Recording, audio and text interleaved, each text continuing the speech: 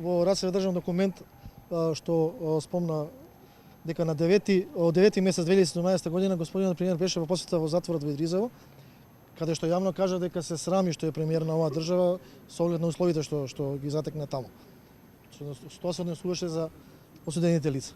Јас би се надоврзал и би прашал во врска со оваа фрапираност од сите нив. Како не се фрапираат со тоа што нашата основица е 13.000 денара плата, а работиме со категорија на луѓе, знаеме сите какви. Како не се фрапираат дека не плаќаат нити прековремена работа, нити вработуваат луѓе. Како не се фрапирани колегеве што идат, што се пензионираат и ден денеска на неправилен начин, на 55 годишна старост со 45 години сепкупен стаж. Значи све тоа не знам зашто не се фрапирани. Имаме проблеми милион, значи како почнувајќи од кражбите што се во нашите плати со години наназад. Велам кражбите затоа што преку 900 тужби на нију на држава се добиени, на кои докажуваме дека со нашата плата нешто не е во ред, дека негде завршуваат нашите пари. Дека сме во право.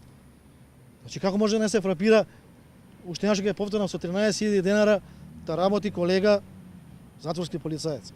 Значи не сакам да се споредувам. 50-60% сме пониски од колегите од МВР. Не сакам да се споредувам, навистина они го заслужуваат тоа, меѓутоа ние заслужуваме и ние. Тоа да биде така. Од другите проблеми да не набројувам што униформа немаме земено толку години, со старо оружје, со никакви радиостаници и сите тие технички попратни работи, оружје 50 годишно таму, не знам што како е. Значи огромни проблеми, никој не се нафаќа, година дена никој ни милиметар не се обиде нешто да помогне, барем да изрази добра волја.